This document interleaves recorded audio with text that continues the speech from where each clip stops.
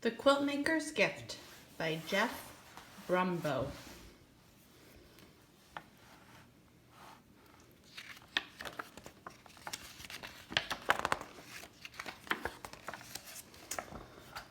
There was once a quiltmaker who kept a house in the misty blue mountains up high.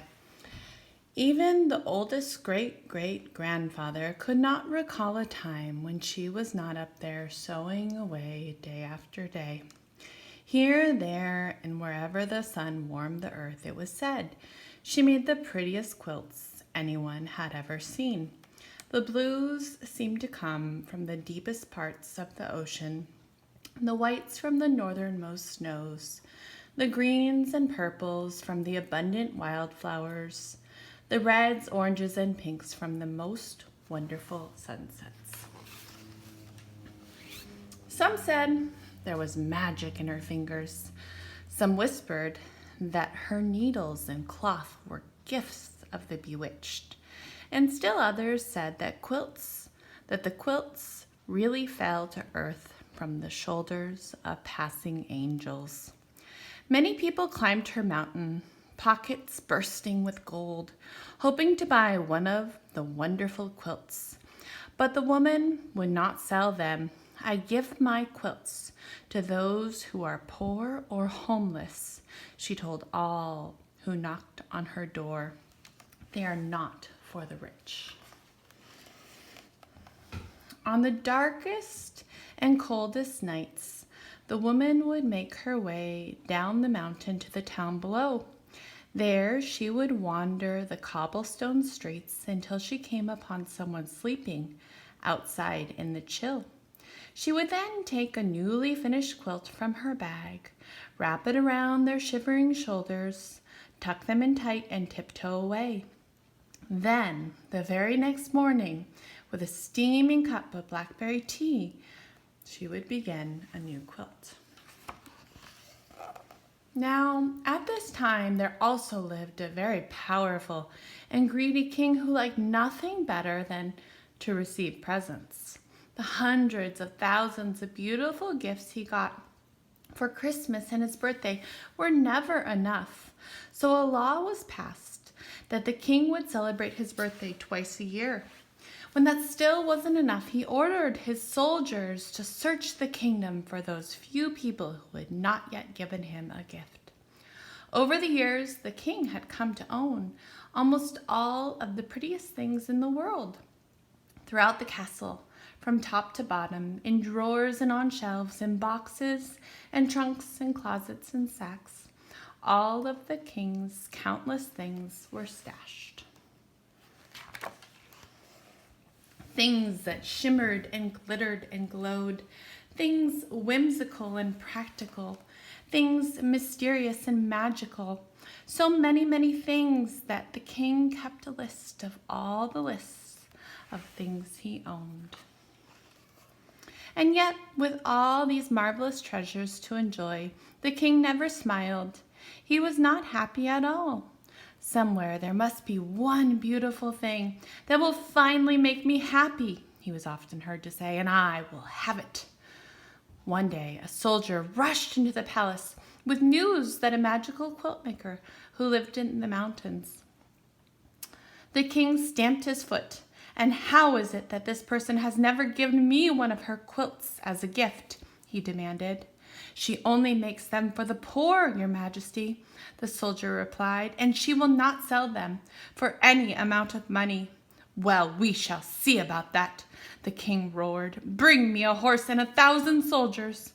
And they set off in search of the quiltmaker. But when they arrived at her house, the quiltmaker merely laughed. My quilts are for the poor and needy. I can easily see that you are neither. I want one of those quilts, the king demanded. It might be the one thing that will finally make me happy. The woman thought for a moment. Make presents of everything you own, she said, and then I'll make a quilt for you. With each gift that you give, I'll sew in another piece. When at last all your things are gone, your quilt will be finished. Give away all my wonderful treasures, cried the king. I don't give things away, I take them. And with that, he ordered his soldiers to seize the beautiful star quilt from the quiltmaker. But when they rushed upon her, she tossed the quilt out the window, and a great gust of wind carried it up, and away. The king was now very angry. He marched the woman down through town and up another mountain, where he had his royal iron makers shape a thick bracelet of iron. Then they chained her to a rock in the cave of a sleeping bear. Once more the king asked her for a quilt, and once more she refused. "Very well then," the king replied, "I'll leave you here. When the bear awakens, I'm sure he'll make a very fine breakfast of you."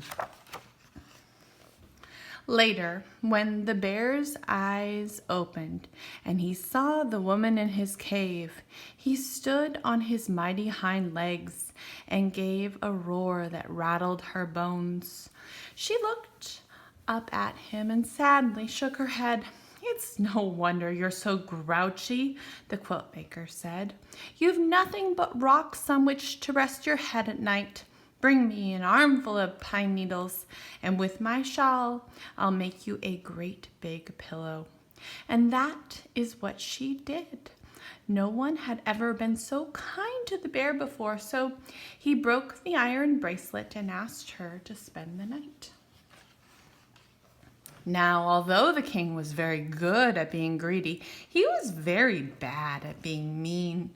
All that night he could not sleep for thinking about the poor woman in the cave. Oh my, what have I done?" he wailed. So he woke up his soldiers, and they all marched in their pajamas up to the cave to save her. But when they arrived, the king found the quiltmaker and the bear having a breakfast of berries and honey. Now, the king completely forgot about feeling sorry and became angry all over again. He ordered the royal island makers to build an island barely big enough for the woman to stand on her tiptoes. Once again, the king asked her for a quilt, and once again she said no. "Very well," the king replied. "Tonight, when you are too tired to stand and lie down to sleep, you'll drown." And the king left her alone on the tiny island. Shortly after he left, the quiltmaker saw a sparrow flying across the great lake. A cold, fierce wind was blowing, and it did not look like the poor bird would make it to shore. The quiltmaker called to him, and he stopped to rest on her shoulder. The poor, tired sparrow was shivering, so the woman quickly made him a coat from scraps of her purple vest. When he was warmed and the wind had stopped, the bird flew off, but he was very grateful to the quiltmaker for what she had done. Soon the sky darkened and the air filled with a huge cloud of sparrows. Thousands of wings beating together, they swooped down, lifted the woman in their little beaks, and carried her safely to shore. Again that night, the king could not sleep for thinking about the woman alone on the island. Oh my, what have I done?" he moaned. So he woke up his sleepy soldiers again, and they marched in their pajamas down to the lake to set the woman free. But when they arrived, she was sitting on a tree limb sewing tiny purple coats for all the sparrows. "I give up," the king shouted. "What must I do for you to give me a quilt?" "As I said," the woman answered, "give away all of the things you own, and I'll sew a quilt for you. And with each gift that you give, I'll add another piece to your quilt." "I can't do that," cried the king. "I love all my wonderful, beautiful things." "But if they don't make you happy," the woman replied, "what good are they?" "That's true," the king sighed, and he thought about what she had said for a long, long time. So long that weeks went by. "Oh, all right," he muttered. "If I must give away my treasures, then I must." The king went to his castle and searched from top to bottom for something he could bear to give away. Frowning, he finally came out with a single marble. But the boy who received it smiled so brightly in return, the king went back for more things. Eventually, he brought out a pile of velvet coats and went about the town, giving them to people dressed only in rags.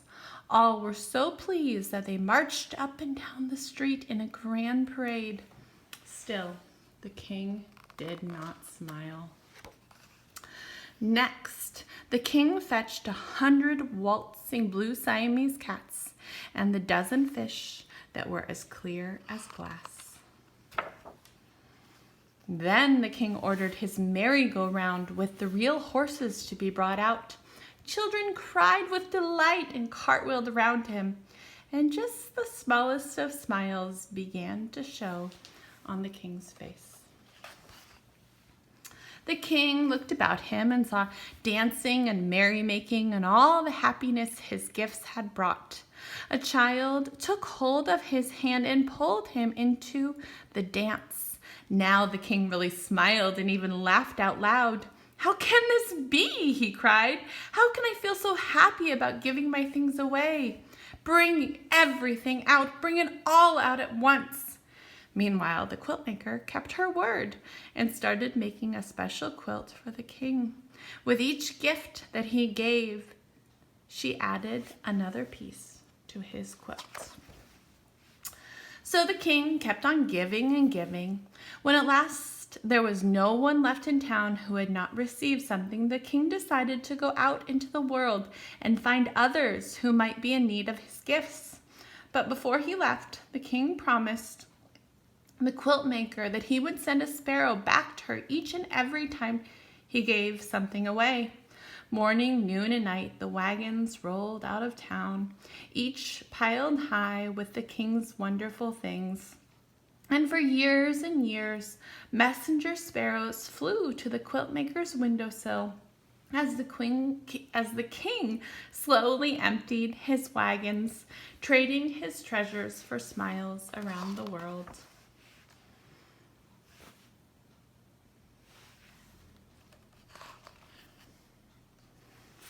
On and on the quiltmaker worked, and piece by piece the king's beautiful quilt grew more and more beautiful. Finally, one day a weary sparrow flew into her window and perched on her needle. She knew then and there that it was the last messenger. So she put a final stitch in the quilt and started down the mountain in search of the king. After a long search, she finally found him. The king's royal clothes were now in tatters and his toes poked out of his boots.